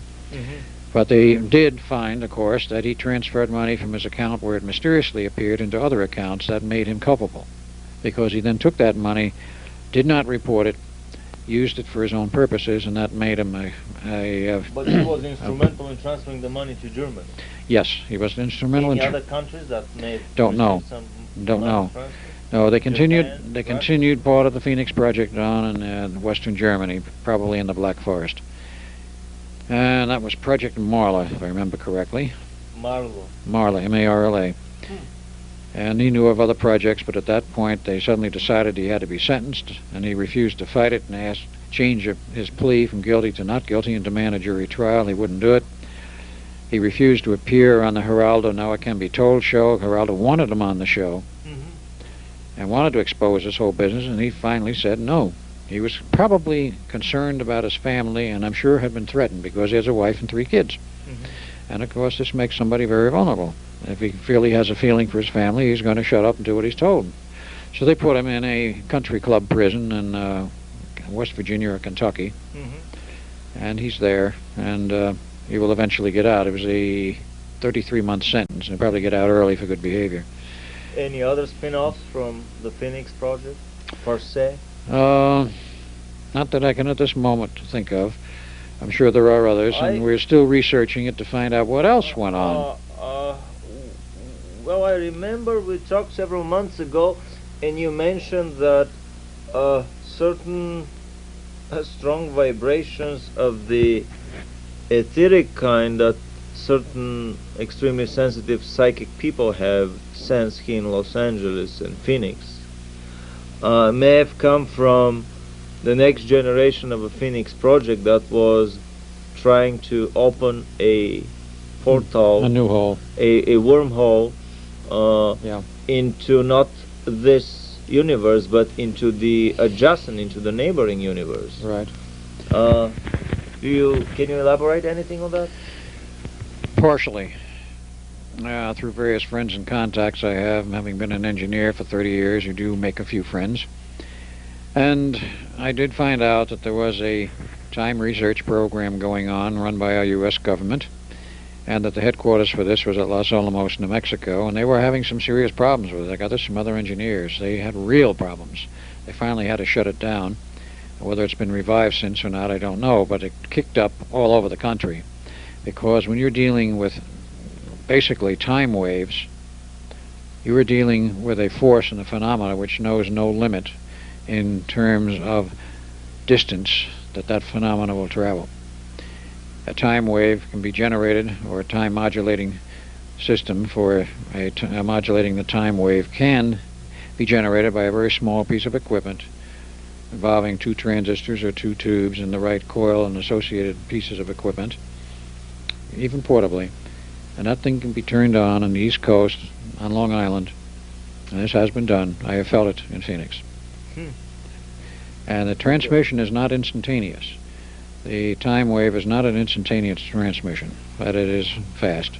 My personal experience with the metaphysical literature also tells me that the higher the class of energy that you learn to manipulate, the easier it becomes to manipulate the lower levels, the hierarchically lower levels of matter and energy, and the more compact the whole hardware, the whole device becomes, to the point of having it as small on your a ring on your finger, or even basically finally you learn to do that with the powers of your brain.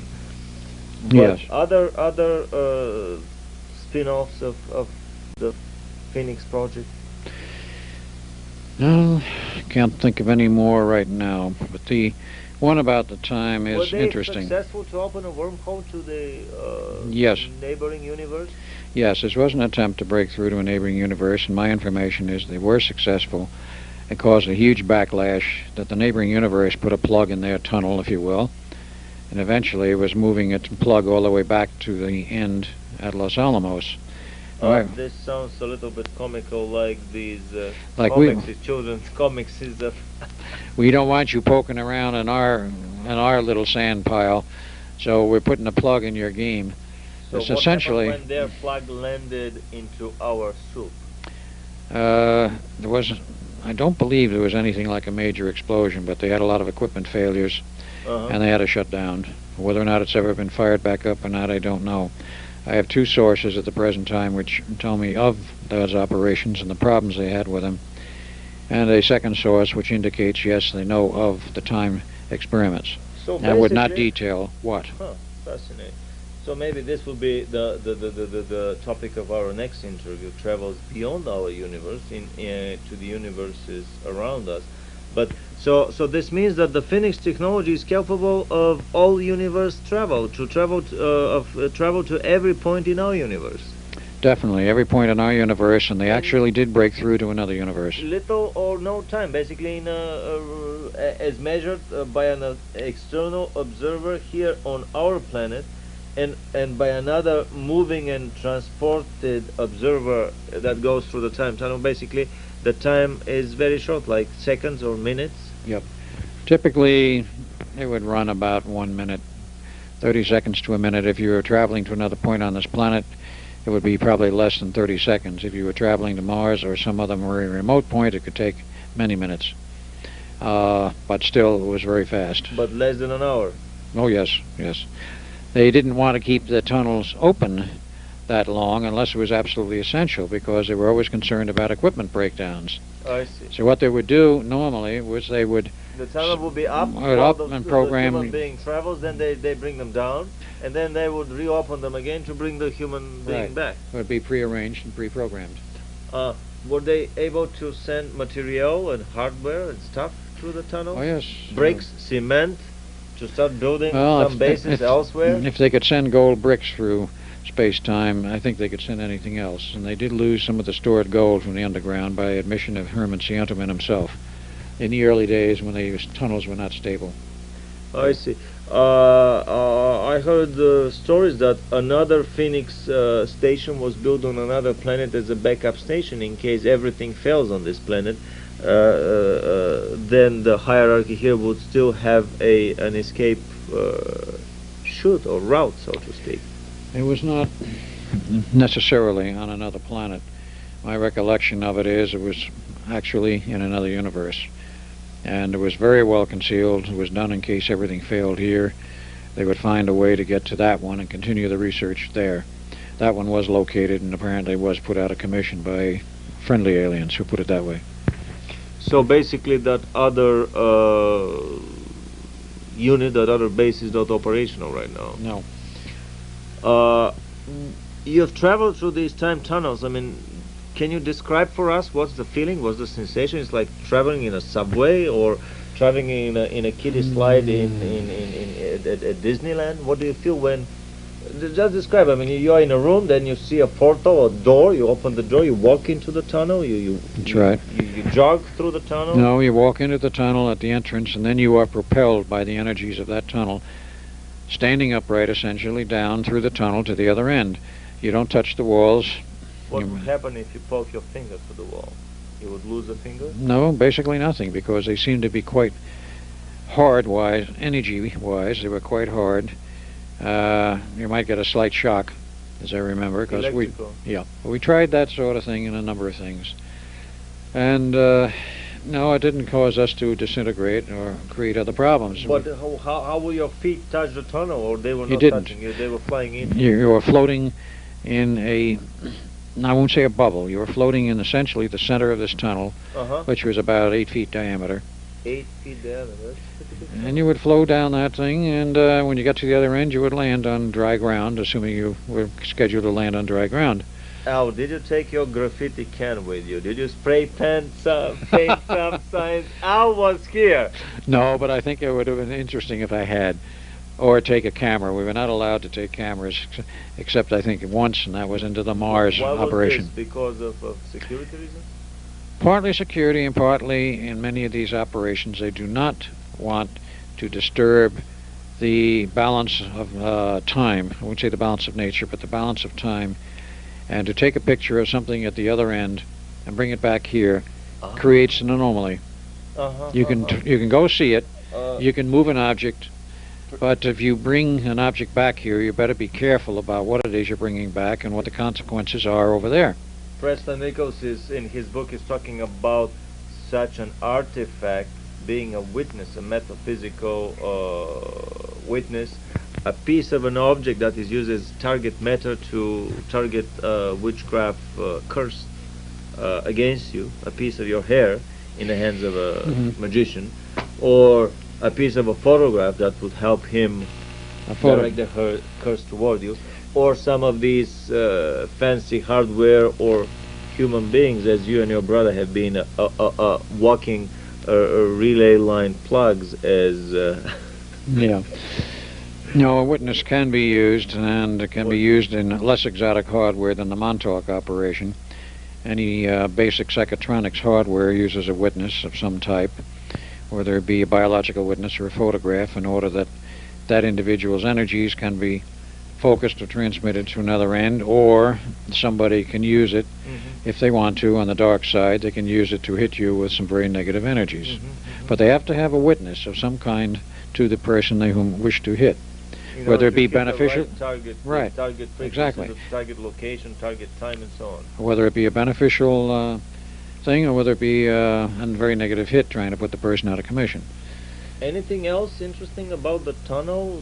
How you would get out of it? How you would find it on the other end? I mean, being on Mars in the underground? You would be given very careful coordinates and markings. When you got there, you marked the spot and the tunnel would disappear. With spray paint again? Spray paint, chalk, crayons, whatever. And at the appropriate time, which you knew in advance, the tunnel would reappear in the same spot, and you would just re-enter the tunnel, and instead of it flowing that way, they reversed the phase, so it pulled you back to the station. I see. Were there people lost because they couldn't find their tunnel back? I remember that there were a few lost. There wasn't many. And there were also one or two cases where the tunnel broke with somebody in it. An electronic failure, if you will. And everything was lost. Yeah, and their atoms were scattered. Appendages of that tunnel? Any? Good point. There were. The tunnels, in theory, ran straight through to the target area. But it was known, and nobody knew the answers to this, they created occasionally side tunnels in which the orders were very strict. Under no circumstances do you ever go down the side tunnels. Were there any luring objects calling No, but there were... take the fateful step? There were noises, there were indications that somebody was down, some of them, and of course this is what got Duncan in trouble. He decided to go down one of those side tunnels. What did he find there? Aliens. I had to go rescue him. He aliens or she aliens? James, if I know now. Anyway, we had to go back and get something they wanted and return it to them, and then they let him loose, and they weren't going to let me loose either. And I said, now wait a minute, if there's anything you want, one of us has to go back and get it. And they said, yes, there is something we want. And I said, well, why don't you send me, and so forth. They agreed on that. I said, you got Duncan as a hostage. We'll be back. Tell us what it is you want. And they told us, and we got it and brought it back, and then they released both of us. So this was that this was the Nikos tells in his book that crystal charging device in it their was. ship that got sucked Right. into the underground of the moon. Essentially, that's what it was. They wanted it. So basically, to wrap this whole story up, I've never ceased to be fascinated, to be amazed at the never-ending cornucopia of secret projects, of this fountain of secret technologies that keeps coming from the underground bases. What Al has been telling us here for several years is the story, or some of the stories that he witnessed in one of these many dozens, if not hundreds, of underground bases. We are talking for a period that's 50 years ago in time. There were 25 Phoenix technology locations based on the number of Amplitron tubes, 100 tubes that they built, 4 per site. But there were dozens, if not hundreds, of other locations doing mind control experiments, doing genetic crossbreeding, hybrids, and other experiments, doing God knows what. So my feeling is that the ruling elite, the Illuminati elite of the planet, would always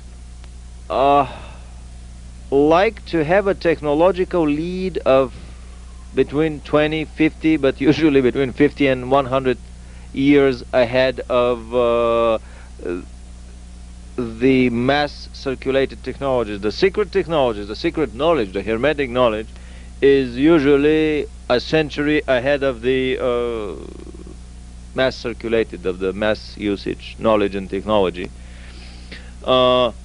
These stories that the British landed on the moon at the end of the 19th century, in the 1890s, that I've been researching personally myself, I'm more and more becoming convinced that they are physically and engineeringly possible and feasible. And many other such countless stories about occult, metaphysical, and alchemical schools that the children of the elite get their head start in visiting. These are schools where probably kids are taught in a one-to-one, face-to-face environment with a teacher. Nothing to do with the public school system of debilitating the American children. Interestingly enough, I mean, I'm coming from a country, from Bulgaria. Little Bulgaria fights with Romania for the place next to the last place in Europe, for the place ahead of Albania as the poorest country in Europe. However, fortunately now, we were fortunate to have the German education system. It was copied and moved lock, stock, and barrel, as they say.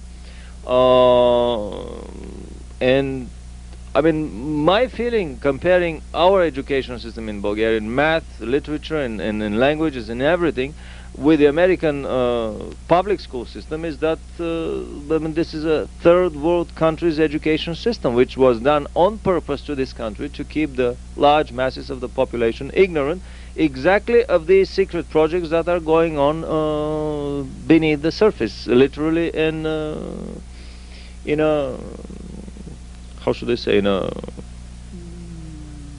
a non-literal sense. But let's try to summarize. My feeling here on these secret technologies is that not only that there is a lead of 100 years between the secret and the mass technologies, but the question is, who is behind all these things? Obviously, the depth of this conspiracy is way more massive than 99% of the conspiracy theorists are willing to admit or to tackle. Numerous books have been published that the government started examining the aliens from the 1989. Howard Bloom published a book called Out There. To me, this is a close encounter of the sleazy kind publication. Many would move this much earlier, in the 60s, in the 50s. Some diplomatic relations were established with aliens. My feeling is that aliens have been contacting our elite, our scientific, our political elite, all throughout the century, throughout the centuries, and a small handful of people had known about the existence of alien civilizations, had known about the existence of quite advanced alien knowledge, centuries ahead of the knowledge their own society was using. So, I mean, this cooperation has been going on for many centuries. If we turn to the contactee sources, to Billy Meyer, for example, the Pleiadians landed on our planet 180,000 years ago. So for hundreds of thousands of years, these contacts have been going on. And to move the conspiracy even further, my feeling is that these are not uncoordinated, chaotic, unbrokered, how should I say, choreographed contacts. On the contrary, there is the invisible hand, the mastermind hand, that is coordinating all these activities on the planet. And in my opinion, this invisible hand is the celestial. These are the celestial management systems, management hierarchies that elbow each other, that arm twist each other for control of the planet.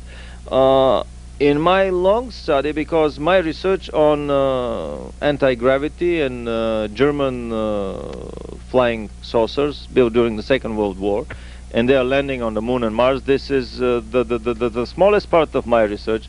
Basically, the biggest part of my research goes into comparative contactology and comparative revelatology.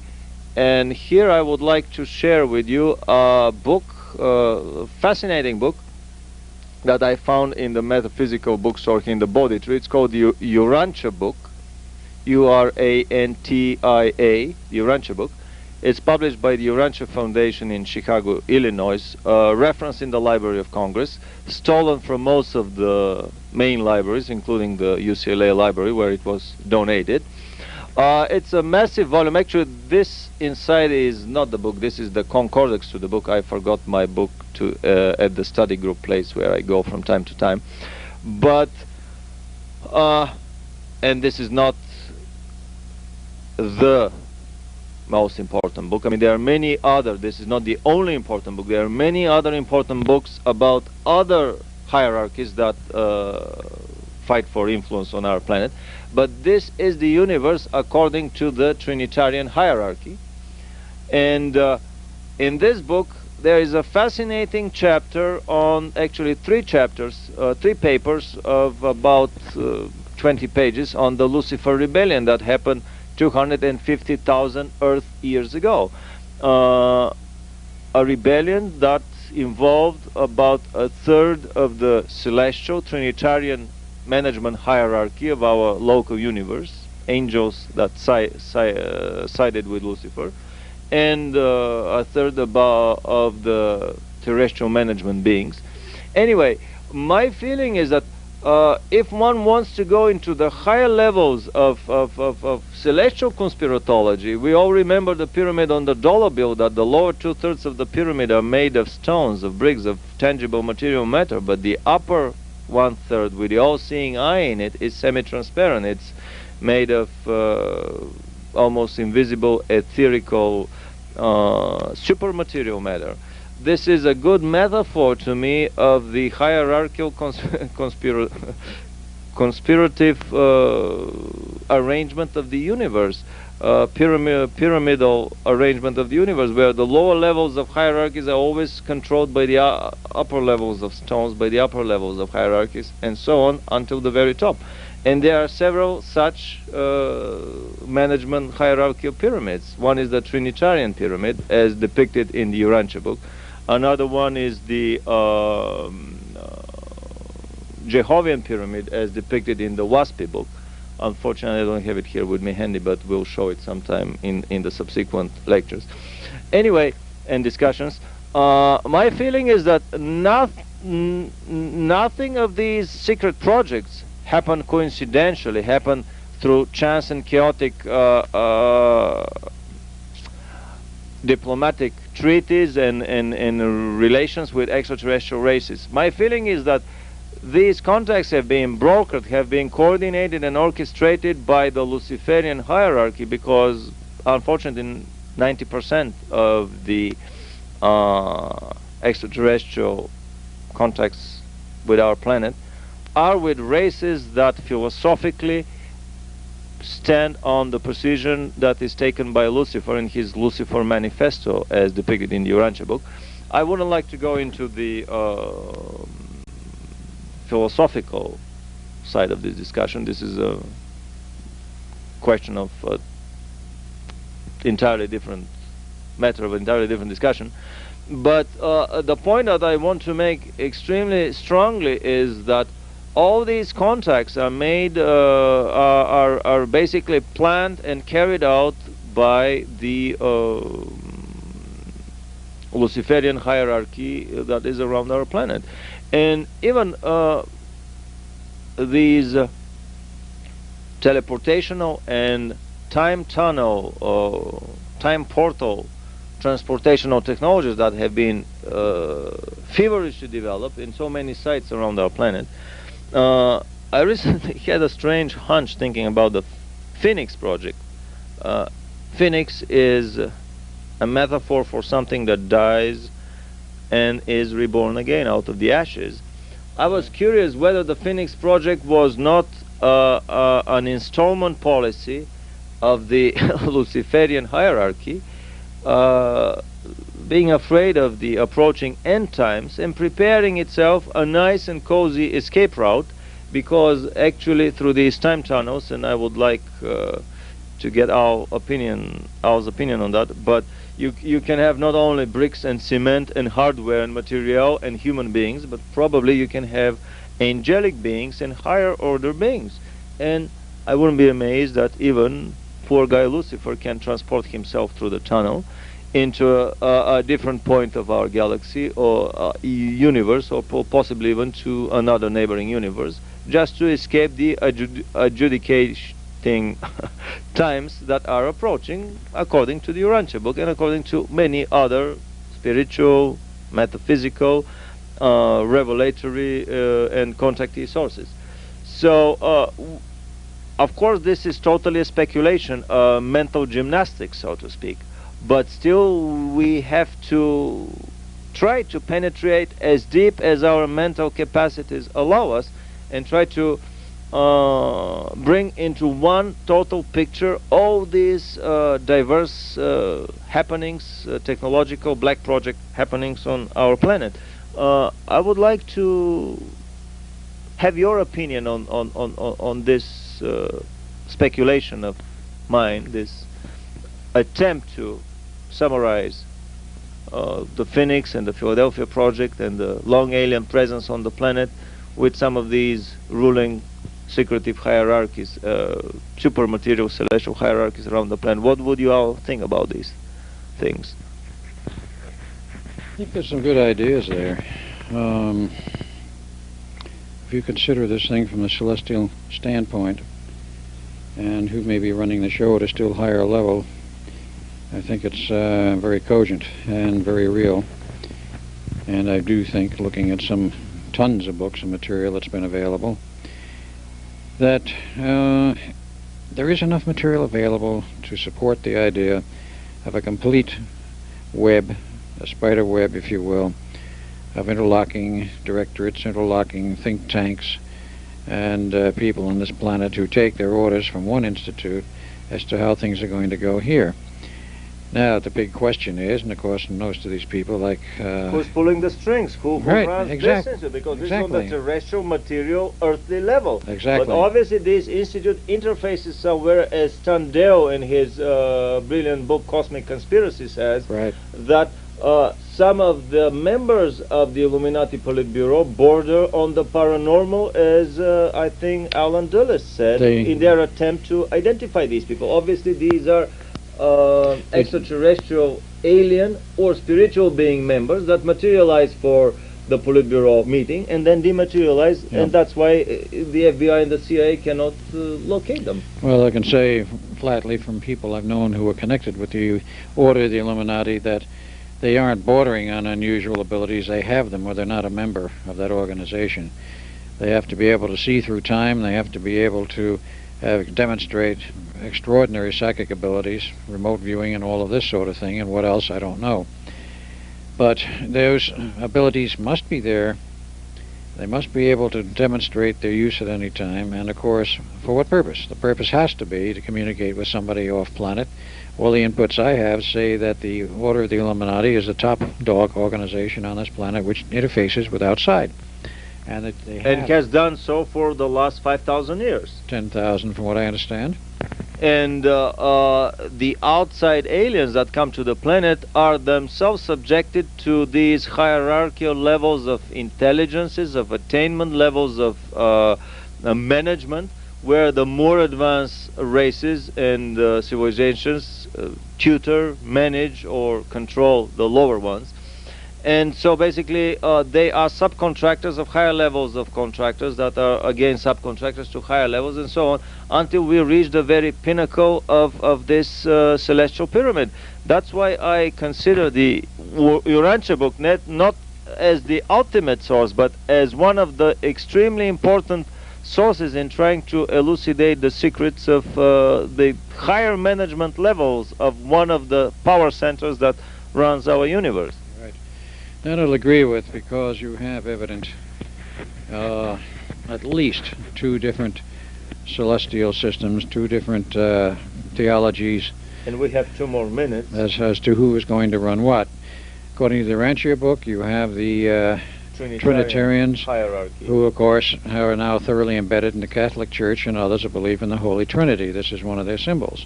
And you must accept the authority of this group, and it goes on up, of course, through the hierarchy. But you then have the Luciferians, who believed in and rebelled against God, so to speak, in the Trinitarian operation, because of the fact they believed in the public and the individuals having some right of free choice. And this is what our Constitution is based on, the right of free choice. And there are some people who have traced, of course, the Masonic order, and those who were all part of it at the time of the signing of the Constitution and the creation of the Constitution, that many of these people might have some, quote, Luciferian connections, unquote, in terms of the then accepted religious orders. Well, they were Masons, and of course we know the Masons go to a higher level in the 33rd degree. They do go to a 37th degree. And this is the final minute here, so probably we'll have to wrap it up. And I think this is a brilliant topic for our next discussion, and probably it would be a nice idea to call Ted Gunderson as a leading authority here in Los Angeles and the United States and probably the world on satanic cult and satanic abuse, in order to further discuss the presence of the Luciferian operation on this planet. You know, the satanic cults and the use of kids for their sacrifices and worships is much more widespread than most people believe, and what the true significance of this is probably a subject for discussion which should go on for hours. But your feeling is that all these underground black project operation in cooperation with aliens, that the level of aliens that you personally have interfaced in your presence in the underground, that these are just the lowest levels of creatures that contact us, and that there are many other higher levels of hierarchies that control them. Very true. There are other levels that are far beyond those of the reptilians, and people who perhaps were the actual precursors of humanity ages and ages ago, and they keep way in the background and they don't interfere unless something is absolutely necessary to interfere about. And they have